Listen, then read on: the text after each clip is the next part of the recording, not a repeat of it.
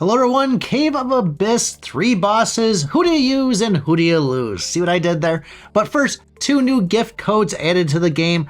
First one being Hangul Day, HANGUL DAY 2023.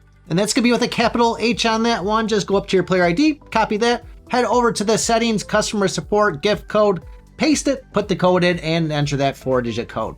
Second one's going to be Fall Fiesta, all lowercase. You'll see it on the screen here. We'll try to throw some text out there to make it savvy for you. But definitely pop those in before they expire. They are some decent ones. So Cave of Abyss, constantly getting people asked who's the best army to go in with, who should we use on which boss. We're going to go over it today. I'm going to give you my best suggestions and make it pretty easy for you. Now we finally got Babu here to 13 stars, and as much as I like to use him, we're going to trash him on this one, go in with my 8-star Abala. Sounds crazy. The numbers that Abala are going to put up are really not as good as what Babu can do, but the fact that he's going to tank a lot of the damage with that provoke means that we're going to be able to last longer inside the battle, sometimes make it all the way to the end of the 15th round where it's going to just end on its own, but that's going to mean the other heroes will be doing more damage. I don't care what star you have your Abala at, this is one you should be definitely trying and put him up front all by himself. There's 2 more heroes I'm going to go in with every single time on all 3 of these bosses. The next one being Kion. He's a beast. He works well in all of them all around, and most people have him leveled up pretty high just because everybody talks about Kion, so that's another one you want to go with inside the game. The third one being Almond. The fact that he's going to be healing everybody around him, and definitely make sure you group all your heroes around Almond. It's a definite good way to go. We got some removed debuffs on there. It just really works well compared with all the other heroes. Now, some of these heroes have physical resistance and magic resistance. We're not going to worry about that at all. I've tried to go in with strictly magic heroes or physical heroes. It doesn't really seem to work as well with using some of these stronger ones we're about to talk about. And make sure you stick around the end because you're going to want to see this. This is pretty freaking amazing. And everybody probably will even have one of these at 1 star, which is still good enough to do some good damage. Now, I myself, I always tend to go in with 2 strengths, 1 agility, and 2 intelligence.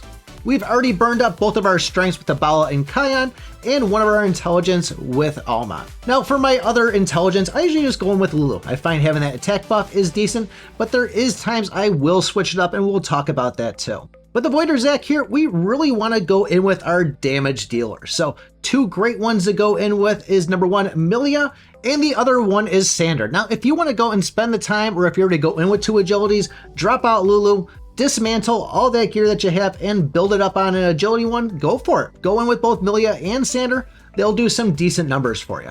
And I actually even found that Fleta is pretty good with this too. We're just really trying to get for those ones that are hitting hard and hitting single targets. Furnace of Dawn is pretty much going to be the same thing we just talked about there, but I really like Fleta on this one. Seems to be pretty solid and for whatever reason seems to hit pretty hard on this. But really give it a try, watch the numbers down the bottom, watch to see when you're about to die. If you need to, pause it, forfeit it, and go back in with it again. But the big one on this one is you only want 1 hero in the front. I mean, when you're using a Abala anyways, you're pretty much going to have it set up that way, but still, this is one you definitely want to have 1 up front because of that slash he's going to do. But when it comes to the Blighter Zoltan, this is where one I totally am amazed by it every single time. Obviously, same thing again, Abala, Kion, Almond, and then this time here, we couldn't use Lulu still, but the main one we want to go in with is Lilith on this one. She absolutely wrecks with going and doing the waves and stealing the energy. I mean, it'll be like 6 or 7 hits in a row, and you'll just watch the stats go right up on it. Now there was times where I did go and pull something in like a multi-chain hero in there, so somebody like Dalakus instead of Lulu, and even somebody like even Ken might be a good one to go for too, or my situation, I've used Dexter a bunch of times. Because I do go 2 intelligence, 2 strengths, and 1 agility, it's usually going to be a Dalakus in there, that way I don't have to move all the gear around. But really guys, if you haven't tried already, throw Lilith in there, pop an Abala in, you'll be amazed at what you can do with those ones. And Kion and Almond, I know a lot of people are kind of iffy about Almond, they either love them or they hate them. It definitely works well when going in on the Abyss. One last one too is Carmen's also a good one to go for. And I did even try Benzo, but his star level's pretty low, so it didn't work too well. But the big things to really remember on this is these things are not going to be stunned or frozen. So any of the heroes that do that, it's pretty much going to be useless having that skill. If you guys are looking to get an ancient soul from this event and are wondering how to use it, it's pretty simple, but I got a video right here that'll show you the exact steps on it.